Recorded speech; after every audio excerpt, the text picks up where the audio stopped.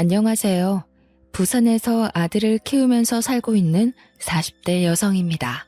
저는 오늘 돈 욕심과 바람기로 똘똘 뭉친 시누이와 시어머니 때문에 겪게 된 기막히고 어이없는 사연을 말씀드리려고 글을 올립니다. 저희 시누이와 시어머니는 이성과 상식이란 수준을 벗어나 버렸죠. 이곳을 알고 난 뒤에 자주 들리면서 여러 사연들을 보았지만 제 시어머니와 시누이만큼 납득이 안 되는 짓을 저지른 쓰레기 같은 인간들은 없을 겁니다. 세상에 이런 미친 생각을 하는 인간들이 버젓이 살아있는데 아무도 모르고 있다는 사실이 억울하네요. 부족한 글이지만 끝까지 읽어주시기를 부탁드리며 지금 생각해도 꿈을 꾼 것처럼 믿어지지 않는 이야기를 시작하도록 하겠습니다.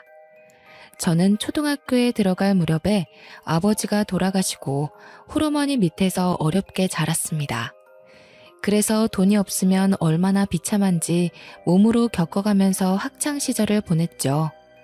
저는 초등학교를 다닐 때부터 학교에 내야 하는 돈을 제때 낸 적이 한 번도 없었습니다. 선생님이 여러 가지 명목으로 돈을 내라는 고지서를 나눠줄 때면 저는 풀이 죽어서 집에 와야만 했고 고지서를 본 엄마는 한숨을 푹 쉬시곤 하셨죠. 고등학교를 졸업한 뒤에는 1년간 알바를 하면서 등록금을 마련해서 대학에 들어갔습니다. 대학을 다니면서 공부와 알바를 항상 병행해야 해서 고달픈 생활을 이어나갔습니다. 그런데 대학을 졸업할 무렵에 엄마마저 세상을 떠나고 마셨어요. 저희 엄마가 당뇨가 있다는 진단을 받았지만 돈 문제로 약을 먹지 않고 버텼거든요.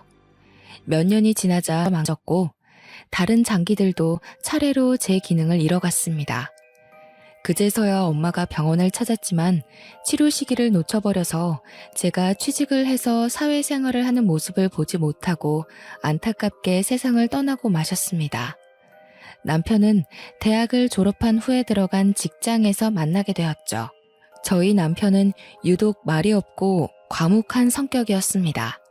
그래서인지 아직도 남편을 처음 만난 날이 생각나네요.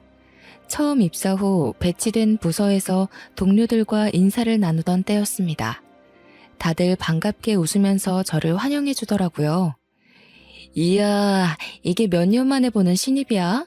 철진 씨가 드디어 막내 자리를 넘겨주게 되었네? 제가 어색하게 인사를 건네고 조용히 하는 말들을 들어보니까 2년 만에 처음으로 신입 직원이 들어온 것 같더군요. 그더라 직속 선배인 남편에게 먼저 인사를 건넸습니다. 안녕하세요. 한정혜라고 합니다. 앞으로 잘 부탁드려요. 신입이 그러면 최소한 통성명을 하면서 악수라도 청할 텐데 제 남편은 자리에 가만히 앉아서 웃기만 했습니다. 처음에는 남편이 제가 마음에 안 들어서 저러나 싶었는데 다른 여직원들 말을 들어보니 그게 아니었습니다. 철진 씨 원래 말이 없어. 누가 말 걸어도 딱 필요한 말만 하거든.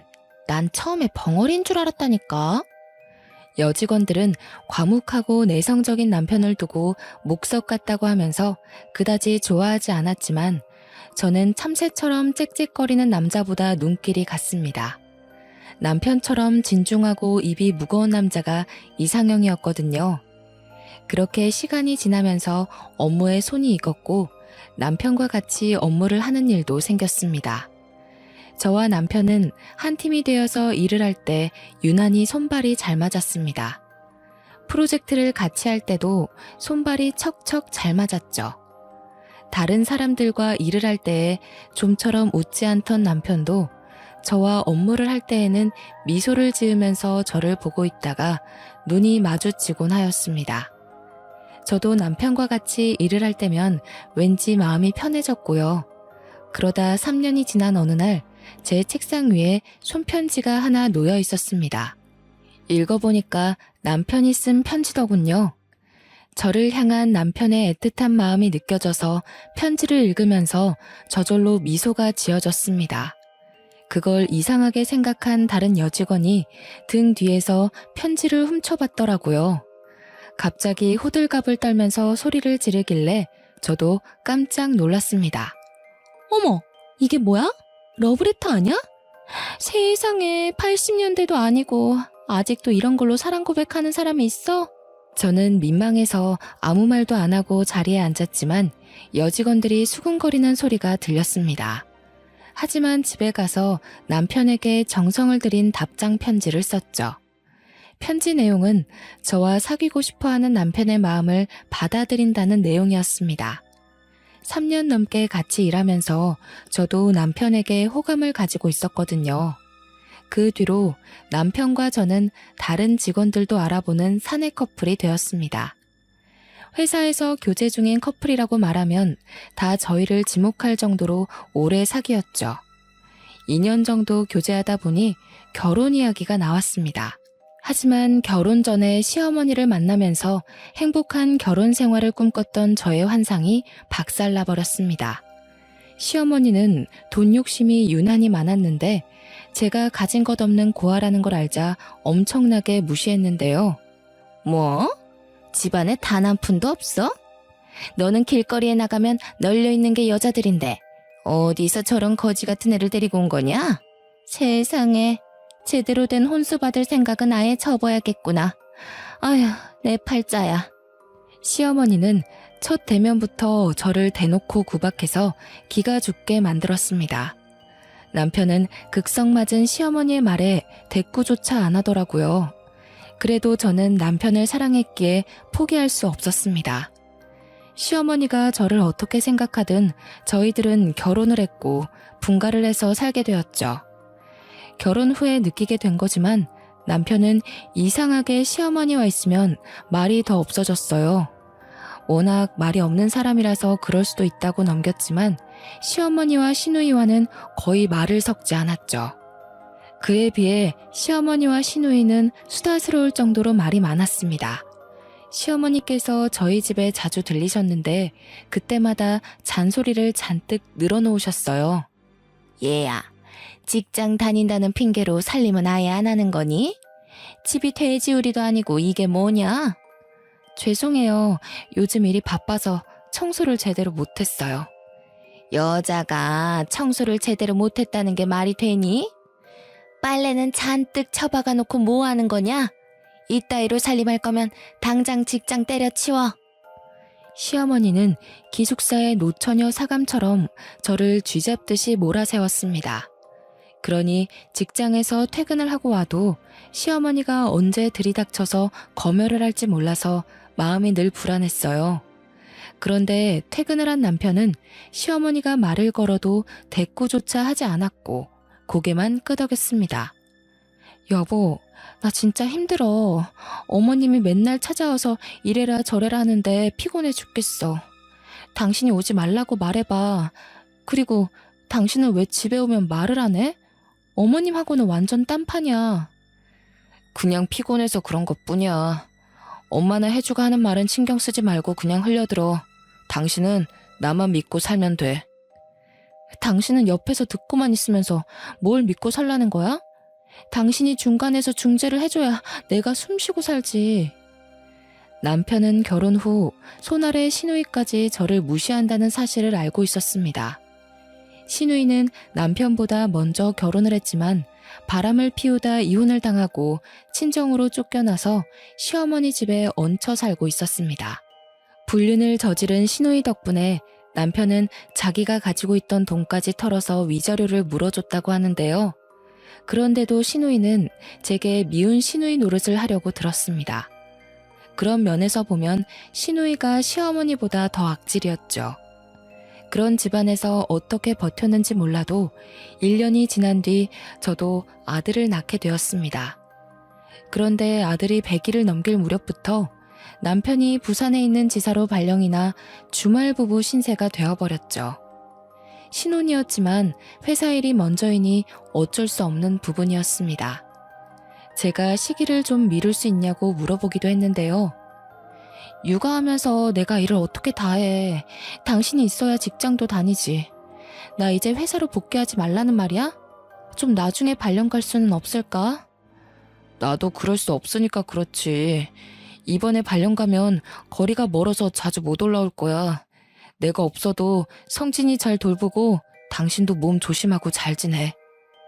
결국 남편이 지방에 내려가자 신이 난 건 시누이였어요. 그전에는 집에 와도 남편이 퇴근하기 전에 시댁으로 가곤 했는데 이제는 하루가 멀다 하고 집으로 와서 저를 몸종처럼 부리면서 잔소리를 늘어놓았어요. 그리고 자기 집처럼 자고 가는 일도 다반사였죠. 게다가 주말이면 친구들을 데리고 쳐들어와서 파티를 한다면서 난장판을 만들었습니다. 심지어 어떤 날은 남자친구를 데리고 오기도 했어요. 어처구니 없었지만 싫은 소리를 했다가는 시어머니에게 그대로 일러바칠 게 뻔해서 꾹 참았습니다. 시누이는 시어머니를 닮아서 남자들이 혹할 정도로 얼굴이 반반한 편이었습니다. 결혼을 한 유부녀였을 때도 바람을 피웠는데 이제는 걸릴 것 없는 돌싱이니 그야말로 자유로운 영혼이 되어서 여러 남자들과 어울려 놀았죠. 남자친구를 데리고 온 시누이는 저희 집을 모텔로 착각했는지 저와 아들이 있는데도 방 안에서 낄낄거리며 낯뜨거운 짓거리를 했습니다. 제가 일부러 인기척을 내도 그딴 짓을 서슴없이 해서 결국 문을 두드리며 소리쳤습니다. 혜주야, 어린 조카가 있는데 무슨 짓이야. 네가 어떤 남자를 만나든 상관 안 하는데 지금 남자랑 놀 생각이면 모텔로 가. 언니, 내가 뭘 어쨌다고 이래? 오빠가 집에 없으니까 허전해서 나한테 심술 부리는 거야? 그럼 언니도 남자 만나. 뭐? 나보고 바람피라는 거야? 그러라고. 설마 오빠한테 다 말하려고? 그럼 내가 먼저 선수 쳐야겠다. 오빠 와이프가 바람피고 있어요. 라고. 왜 있지도 않은 말을 지어내? 마음대로 남자들 데려온 건 너잖아. 그럼 무릎이라도 꿇어봐. 지금 무릎 꿇고 빌면 오빠한테 말 안 할게. 내가 무릎 꿇을 것 같아? 네가 말한다고 우리 남편이 믿을 것 같아? 믿게 만들면 되지. 내가 요즘 어떤 남자를 만나는 줄 알아? 엄청난 돈줄을 만나고 있거든. 재산이 무려 200억이래. 요즘 돈 있으면 다 되는 거 알지? 기다려봐. 없는 죄도 만들어줄게. 제가 아무리 목소리를 높여봐도 시누이는 말 같지도 않은 소리를 했어요. 진짜로 남편에게 제가 바람피고 있다고 말하려고 하길래 결국 무릎을 꿇고 말았습니다. 시누이가 절 골탕 먹이려고 어떻게든 증거를 만들어내서 복수할 것 같았거든요. 그런데 시누이가 진짜로 돈줄이라는 남자를 데려와서 재혼할 거라고 하더군요.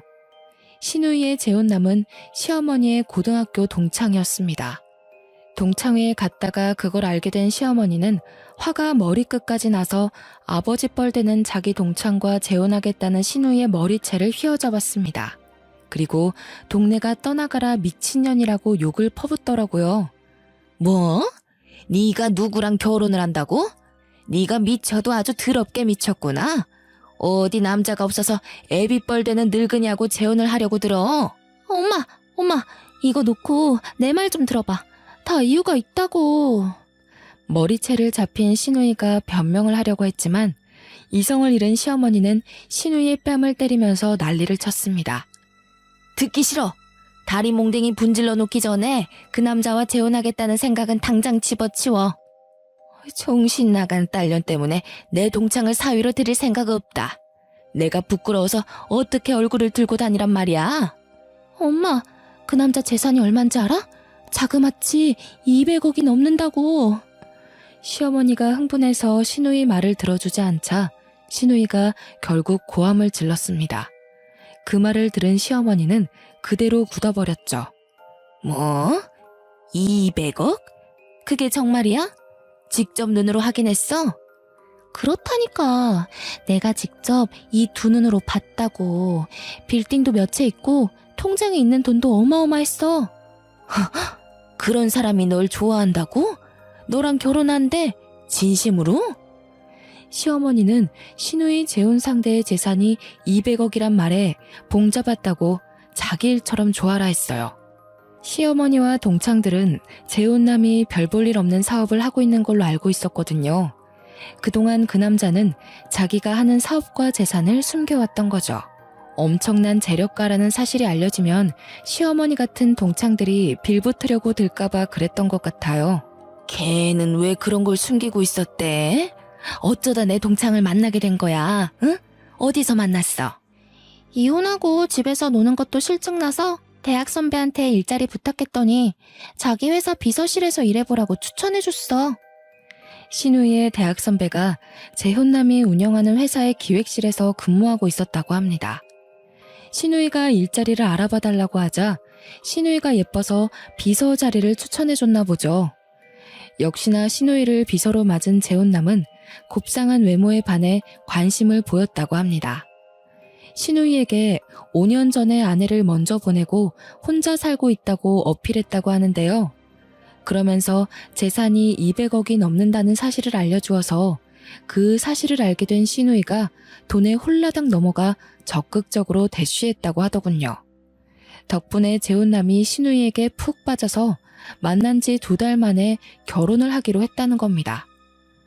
재력가와 결혼한다는 소식만으로 두 모녀는 마치 자기들이 200억대 자산가가 된 것처럼 들떠 있었습니다. 그걸 보는 저는 기가 막힐 뿐이었죠. 신우이가 그 남자와 재혼한 후에 시어머니는 동창이자 사위인 신우이 재혼남을 찾아가서 재산을 나눠달라고 비굴하게 사정을 했다고 합니다. 정수야, 우리가 이런 희한한 관계로 엮인 것도 인연인데 모른 척 할 수 있니? 20억만 해주한테 해주라. 우리 집안에 빚이 좀 있어서 어려워. 그러니까 좀 도와줘. 결혼할 때는 빚 이야기 없었잖아. 순영아, 네가 이렇게 나오면 우리 사이가 아주 곤란해져. 앞으로 한 번만 더 돈 이야기 꺼내면 네 딸하고 이혼할 거니까 그렇게 알고 있어. 당연히 재혼남은 시어머니의 터무니없는 요구를 단칼에 잘라버렸어요. 하지만 시어머니는 포기하지 않고 몇 번이나 재혼남의 회사로 찾아갔습니다. 재혼남은 시어머니를 만나주지 않았지만 재혼남은 집에서 신우이의 돈 타령을 듣고 사는 것 같았죠. 아버지 뻘인 남자와 재혼을 결심한 신우이의 목적은 오로지 돈이었기에 두 모녀는 재혼남의 돈을 빼내려고 온갖 방법을 동원했지만 전부 다 실패로 끝나고 말았습니다. 그러다 얼마 후에 신우이가 재혼남 몰래 바람을 피운다는 사실을 알게 되었습니다. 제 집에 와서 시어머니와 신우이가 하는 대화를 들어보니까 재혼남은 아직 모르는 것 같았습니다. 혜주야, 네가 웬일로 남자를 안 만나니? 정수가 나이가 있다 보니 반밀은 제대로 안 될 텐데 무슨 재미로 살고 있어? 엄마는 걱정도 팔자야. 내가 그 늑다리하고 재미 보려고 결혼한 줄 알아? 재미는 다른 놈하고 보면 되는 거 아니야?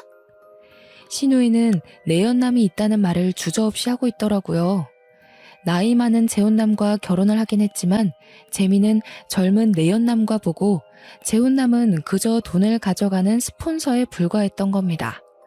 더 웃긴 건 시어머니가 자기 딸의 불륜 사실을 알게 되었는데 신우이의 말에 맞장구를 치는 것도 모자라 들키지 않고 바람을 피우는 요령까지 전수해 주었습니다. 시어머니의 말을 가만히 들어보니 시어머니도 외도를 한두 번 해본 게 아닌 것 같더군요. 시어머니는 결혼 초부터 줄곧 몰래 여러 남자를 만나면서 바람을 피웠지만 끝내 시아버지에게 들키지 않았다고 합니다. 예전부터 눈에 띄는 외모로 남자들에게 인기가 많았다고 하는데요. 덕분에 남자들이 늘 꼬였는데 시아버지가 가장 적극적으로 구애한 탓에 결혼한 것 같더라고요. 시어머니는 시아버지를 마음에 들어하지 않았지만 결혼을 하게 된 이유는 역시나 돈 때문이었습니다. 시아버지가 부자라는 소문을 듣고 결혼하고 얌전한 척 지냈던 거죠. 하지만 처녀 시절 버릇을 버리지 못하고 남편 몰래 여러 남자와 어울리면서 바람을 피웠지만 순진한 시아버지는 전혀 눈치를 채지 못했다고 해요. 착하고 순진했던 시아버지는 시어머니가 하는 말이라면 파트로 매주를 쓴다고 해도 그대로 믿을 정도였다고 합니다. 어느 날은 시아버지께서 출장을 가신다고 하자 내연남을 집으로 데려왔다고 하는데요. 시아버지께서 갑자기 출장이 취소됐다면서 들이닥쳤다고 하죠. 꼼짝없이 불륜 현장을 들켰지만 시어머니께서 이렇게 둘러댔다고 들었습니다.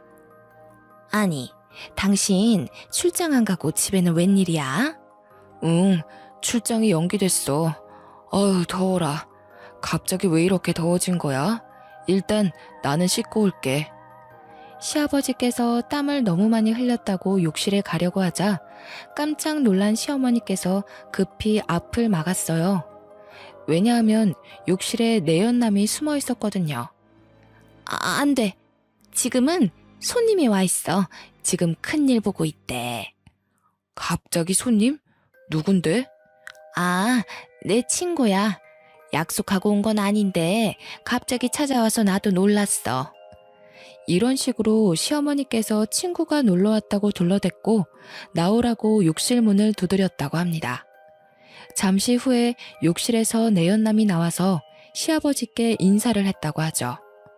당연히 여자친구일 거라고 생각했던 시아버지는 놀랐지만 시어머니가 영업사원으로 일하는 고등학교 동창이 근처를 지나가다 날씨가 너무 더워서 샤워를 하고 가려고 잠깐 들렀다는 어이없는 말을 해버렸습니다.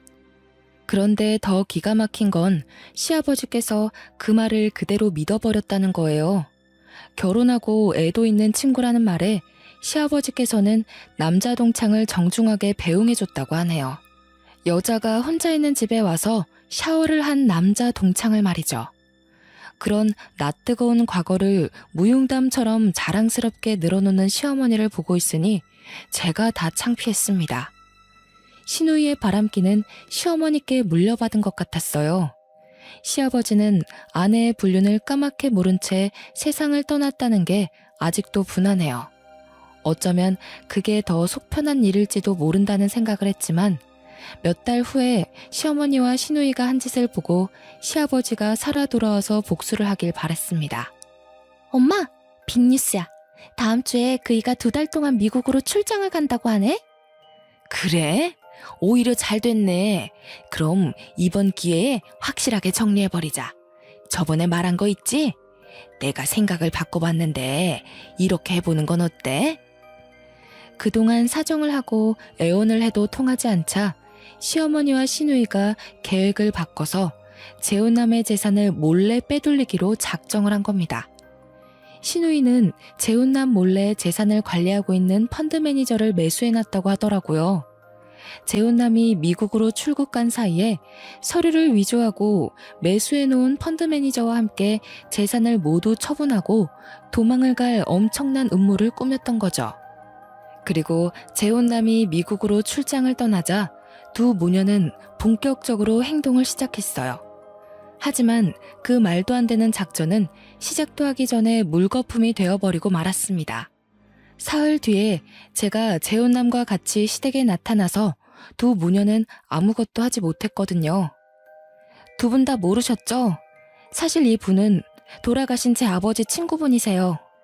제가 사진 한 장을 던져놓으니까 시누이와 시어머니가 허겁지겁 그 사진을 주워서 보더군요. 그 사진은 제가 고등학교 다닐 때 아저씨와 같이 찍은 사진이었습니다. 그걸 본 두 모녀가 사색이 되더니 입도 열지 못하였습니다. 아버지와 아저씨는 모두 가난한 집에서 태어나서 시장 뒷골목에 싸구려 월세방이 모여있는 빈민들이 사는 동네에서 태어나 함께 자란 단짝 친구였습니다. 고등학교를 졸업하고 아버지는 공장에 들어가서 일을 하셨고 아저씨는 아는 선배 밑에 들어가서 장사를 시작하느라 연락이 뜸해지셨죠. 엄마를 만나서 결혼을 하고 저를 낳은 뒤에 비록 가진 건 없었지만 나름 행복하게 살았는데 아버지가 공장에서 일을 하다 사고를 당해서 세상을 떠나시게 되었는데요. 그 소식을 들은 아저씨는 바로 달려와서 경황이 없는 엄마를 대신해서 아버지의 장례 준비를 맡아서 해주셨습니다. 그 뒤에도 수시로 저희 집에 들러서 엄마와 저를 챙겨주셨고 저의 후견인을 자처해 주셨어요. 그때부터 저는 아버지 친구분을 아저씨라고 부르며 가깝게 지냈던 겁니다. 아저씨는 집에 들릴 때면 엄마에게 항상 돈을 줬습니다. 엄마는 패기치기 싫어서 거절했지만 아저씨는 억지로 엄마 손에 돈을 쥐어주었습니다. 재수씨, 거절하지 말고 그냥 받으세요. 제가 아직 자리 잡지 못해서 많이 못 드리지만 꼭 성공해서 나중에 재수씨가 많이 도와드릴게요. 아이고, 이렇게까지 안 해주셔도 되는데 너무너무 감사해요. 아저씨는 엄마가 고마워할 만큼 저를 아주 예뻐해 주셨어요. 아버지를 대신해서 저를 데리고 공원에도 갔고 맛있는 음식도 사주곤 하셨거든요. 그러다 몇 년이 지난 뒤에 아저씨와 연락이 끊어졌어요. 아저씨 행방을 모르고 있다가 엄마의 장례식 날 아저씨가 고아가 된 저를 다시 찾아오셨어요. 다시 만난 아저씨는 예전과는 전혀 다른 멋진 모습이었습니다. 고급 승용차를 타고 오신 것 같았고 옷도 세련돼서 한눈에 봐도 부티가 줄줄 흘렀죠. 정혜야, 너무 미안하구나. 내가 너무 늦게 왔어. 진작에 찾아왔어야 했는데. 내가 서둘러 자리를 잡느라 늦었다. 아저씨가 너 도와줄 능력은 되니까 이제 고생은 그만하고 우리 집에 들어오는 건 어떠니?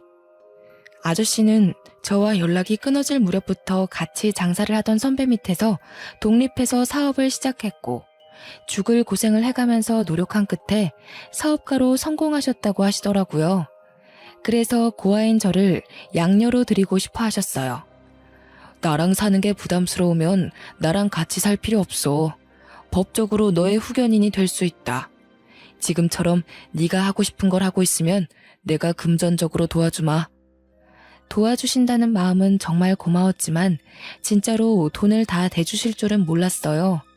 제가 그래주시면 열심히 살겠다고 하니까 아저씨는 등록금을 벌려고 힘들게 일하고 있는 저를 안쓰럽게 생각하셔서 등록금과 생활비를 지원해 주셨어요.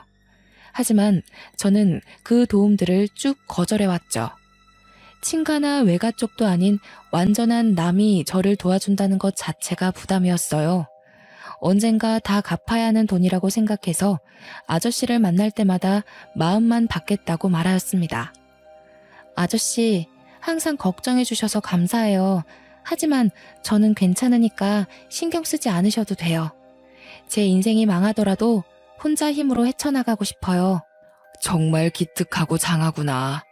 내 도움이 부담스럽더라도 너 혼자 감당할 수 없는 일이 생기면 언제든지 연락해라. 아저씨가 도와줄게. 그 말과 함께 명함을 주고 아저씨는 더 이상 제게 연락하지 않으셨죠. 저는 고민하다가 아저씨가 준 명함을 서랍 깊숙한 곳에 넣어두었습니다. 아무래도 아저씨 연락처를 가지고 있으면 조그만 문제가 생겨도 아저씨에게 도움을 청할 것 같았거든요. 그렇게 저는 낮에는 학교를 다니고 밤에는 일을 하는 생활을 계속해왔어요. 그런데 한두 달에 한 번씩 제가 살고 있는 자취방으로 편지가 왔습니다. 아저씨가 보내는 격려의 편지였어요. 물론 편지와 함께 얼마간의 돈이 들어있었습니다. 많은 액수가 아니어서 그냥 고맙게 썼었죠. 그러다 시누이가 재혼 상견례를 할 때 아저씨를 17년 만에 다시 만나게 되었던 겁니다. 눈이 마주치자마자 서로 놀란 눈치였지만 저는 삼촌의 눈을 피했어요. 물론 저는 속으로 꿍꿍이가 있었기 때문에 그랬습니다. 나중에 몰래 아저씨에게 결혼하지 말라고 말하려고 했는데 아저씨가 먼저 화장실을 다녀오는 제 팔을 잡고 사람들이 없는 곳으로 데리고 갔습니다. 정혜야, 너 나 못 알아보겠니? 네가 아저씨라고 부르면서 잘 따랐잖아.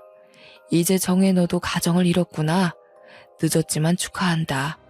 네 아버지가 이 모습을 봤어야 하는 건데.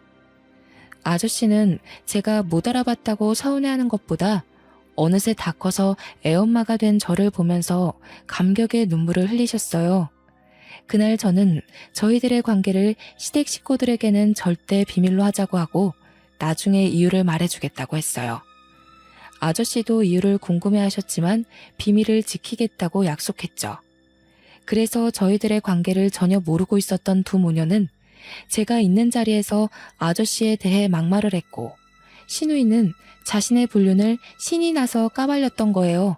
거기에 한술 더 떠서 아저씨의 펀드 매니저를 매수하고 서류를 조작해서 전 재산을 빼돌리려는 계획까지 다 말했던 겁니다. 저는 그 인간들을 그냥 내버려뒀다가는 아저씨가 큰 낭패를 볼 거라고 생각해서 시어머니와 시누이가 하는 대화를 모두 녹음해뒀습니다. 제가 그 증거들을 들이밀자 그 인간들은 아무 말도 못하고 그 자리에 주저앉더군요. 그런데 그때 시어머니께서 충격적인 태도를 보였습니다. 나는 우리 딸이 하라는 대로 한 거다. 나는 인연한테 정신 차리라고 몇 번이나 말했어. 어떻게 남편을 배신하고 재산을 빼앗을 생각을 하냐고. 엄마, 미쳤어? 엄마가 언제 그랬어? 엄마 목소리 녹음된 거 안 들려? 엄마가 얼른 하자고 부추겼잖아. 너 머리가 어떻게 된 거 아니니? 이 애미를 감방 보낼 셈이야? 난 그런 적 없어. 그럼 딸을 감방에 보내려고? 이 노인네가 치매 걸렸나? 어떻게 나한테 이럴 수 있어? 시누이가 분에 차서 시어머니를 치매 노인 취급한 것도 모자라 욕짓거리를 내뱉더라고요. 시어머니도 그런 시누이에게 쌍욕을 하더니 갑자기 시누이 머리채를 잡아챘습니다. 뭐 어쩌고 저째? 내가 너 같은 것을 배 아파서 낳았다는 게 말이 안 된다. 차라리 낳지 말걸. 자식 잘못 낳아서 깜빵 가게 생겼잖아. 책임져. 책임지라고. 뭘 책임져? 엄마가 책임져야지. 엄마가 괜찮다며 아무도 모를 거라며. 네가 멍청하게 나불대서 그런 거 아니야. 난 평생을 바람펴도 안 걸렸어. 너만 아니었으면 안 걸렸다고. 자랑이다. 바람핀 게 자랑이라고. 그래, 잘 생각해보니까 내가 한 남자한테 정착 못한 것도 엄마 탓이네. 피가 더러워서 그랬어. 이게 다 엄마 때문이라고. 네가 바람핀 게 내 잘못이라고? 그래, 다 내 잘못이니까 너 죽고 나 죽자. 시어머니가 소리를 지르면서 시누이를 때리고 발로 차는데 시누이도 지지 않았습니다. 모녀지간이 주먹질하고 쥐어뜯는 모습을 보고 어안이 벙벙해졌죠. 저희가 부른 경찰이 오니까 그제야 정신을 차렸는지 무릎까지 꿇고 눈물을 흘렸지만 받아주지 않았습니다. 아저씨는 자기를 속이고 바람을 피우면서 돈을 빼돌리려고 한 시누이를 절대 용서해주지 않았어요. 쌍욕하면서 부모 팰 때는 언제고 용서해달라고? 네가 돈에 미쳐서 정신이 나갔구나. 너 같은 년은 제대로 혼쭐 나봐야 해. 너 고소해서 하루아침에 빈털터리로 만들어줄 테니까 딱 기다리고 있으라고. 오빠, 고소라니. 우리 이런 사이 아니잖아. 나 사랑한다고 할 땐 언제고 이러고 있어? 오빠, 내 말 좀 들어봐. 나는 엄마가 하라고 해서 했어. 엄마가 날 조종한 거라고. 조종? 네 목소리 녹음된 건 어떻게 할 건데? 나 몰래 재산 빼돌리자고 한 목소리 딱 네 목소리 아니야? 조작된 거야. 이건 아니야. 엄마 목소리라고. 다시 잘 들어봐. 어? 조작되긴 개뿔. 달라붙지 마. 너랑 다시 잘해볼 생각 전혀 없으니까. 아저씨가 그날 바로 시누이에게 거액의 이혼 소송을 준비해서 진행했고 시어머니는 사문서 위조 혐의로 경찰에 넘어가 버렸습니다. 저희 남편은 시누이가 바람을 피웠다가 또 이혼당했다는 소식을 듣고 서울에 올라왔죠. 그러자 시누이와 시어머니가 구세주를 만난 것처럼 도와달라고 남편에게 매달렸습니다. 철진아, 잘 왔다. 내가 전화를 몇 통이나 했는데 이제 오니? 우리 딸이랑 결혼한다는 놈이 날 감옥에 넣어버린다고 하더라. 네가 도와주지 않으면 나 진짜 깜빵 가게 생겼다. 제발 엄마 좀 살려줘. 그런데 남편이 뜻밖의 말을 꺼내기 시작했습니다. 엄마, 솔직하게 할 말이 있어. 아버지가 돌아가신 후로 나는 쭉 고아라고 생각하고 살아왔어. 엄마와 동생한테 받은 상처가 너무 컸거든. 남편은 지금껏 아내인 제게도 말하지 않고 가슴속에 꽁꽁 숨겨두고 있던 놀라운 사실을 털어놓았습니다. 남편은 시어머니가 여러 남자를 문란하게 만나면서 시아버지를 가지고 논다는 사실을 알고 있었다고 합니다. 하지만 시아버지가 받을 충격을 고려해서 말하지 않고 참다가 도저히 참을 수 없어서 시아버지에게 모두 말하려고 했는데 시아버지가 심장 발작을 일으키면서 쓰러지셔서 말할 기회를 영영 놓쳐버렸다고 하죠. 그때부터 남편은 어머니와 여동생에게 마음의 문을 닫아버렸다고 하는데요. 그러면서 입까지 같이 닫아버려서 말수가 줄어버렸다고 고백했습니다. 결혼 후에도 어머니와 여동생이 자꾸만 찾아오자 자원해서 부산에 있는 지사로 내려갔다고 해요. 자기 엄마와 여동생으로부터 벗어나서 몇 년 동안 지방에서 자리를 잡으면 저와 아들을 데려갈 생각이었다고 하더라고요. 난 한 번도 당신을 엄마라고 생각한 적 없어. 그냥 낳기만 한다고 부모가 아니야. 부모 노릇을 해야 부모지. 어떻게 그런 짓을 해놓고 난처할 때 나를 부를 수 있어? 아들, 나는 그게 아니라 외로워서 그랬어. 네 아버지가 너무 바빠서 그랬다고. 네 아버지 그렇게 정직한 사람 아니었다. 네 아버지도 바람 폈어. 바람 폈다고. 말도 안 되는 소리 하지 마세요. 우리 아버지가 바람을 폈다고요? 우리 아버지는 절대 바람 필 사람 아니에요. 네가 그걸 어떻게 아니? 내가 직접 봤다니까. 내가 이 두 눈으로 봐버렸다고. 저도 엄마가 바람핀 거 직접 봤는데 어떡하죠? 두 눈으로 봐버려서 미쳐버릴 것 같아요. 엄마가 다른 남자 품에 안겨서 히히덕거리는 거 잊을 수가 없다고. 남편은 시어머니한테만 그런 것이 아니라 시누이에게도 냉정하게 말하였습니다. 혜주, 너도 잘 들어. 우리 관계는 여기까지야. 앞으로는 얼굴 마주치는 일 없었으면 해. 위자료를 물든지 아니면 몸으로 때우든지 네가 알아서 하라고. 그리고 당장 내 집에서 나가. 더 이상 네 얼굴 보면서 살 수가 없어. 뭐? 나한테 어떻게 그럴 수 있어? 오빠 원래 아니랬잖아. 전현 때문에 그래? 제가 도대체 뭐라 했길래 그래? 오빠가 지금 나 오해하고 있는 거야. 나 그렇게 나쁜 년 아니야. 나쁜 년 아니라고. 그래, 너 안 나빠. 안 나쁘니까 이제 그만하자고. 이제 다 지긋지긋하다. 경찰 부르기 전에 얼른 나가. 계속 소리 지르면 나도 가만히 안 있을 거야. 남편의 단호하고 싸늘한 말에 두 모녀는 더 이상 매달리지 못하고 울면서 떠났습니다. 그 후로 저희 집안 사람들은 시댁과 연락을 하지 않고 지내게 되었습니다. 나중에 한 달이 건너서 들은 말에 따르면 사문서 위조 혐의로 고발된 시어머니는 겨우 구속이 되는 건 면했지만 재판 결과 유죄가 인정되어서 3천만 원의 벌금을 물어야 한다고 하더군요. 시누이도 그에 상응하는 위자료를 아저씨에게 주라는 판결을 받았지만 돈이 있어야죠. 딱 봐도 둘은 위자료와 벌금을 내기 위해서라도 평생 힘든 일을 하면서 살아야 하는 것 같았습니다. 그 소식을 들은 남편은 저와 아들을 데리고 지방으로 내려가자고 했습니다.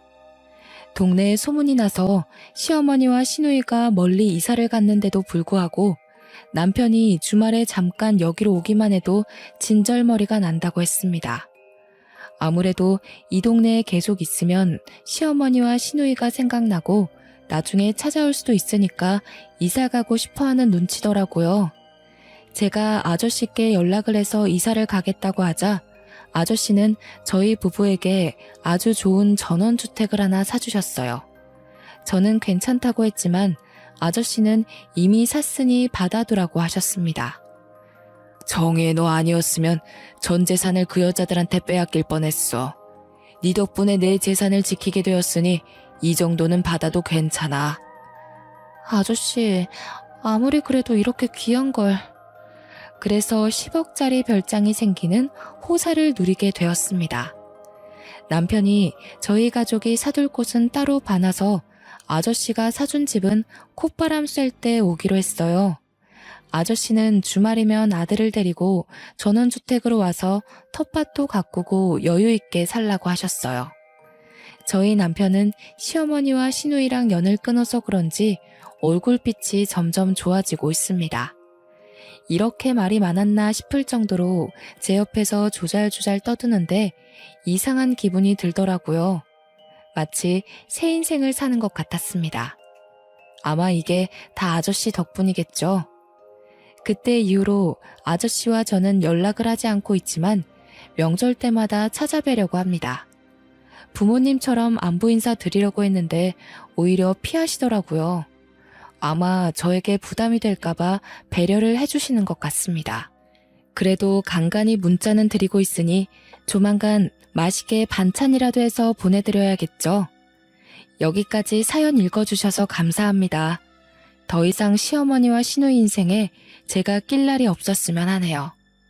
여러분은 부디 이런 복잡한 일 없이 무탄한 하루 보내시길 바랍니다.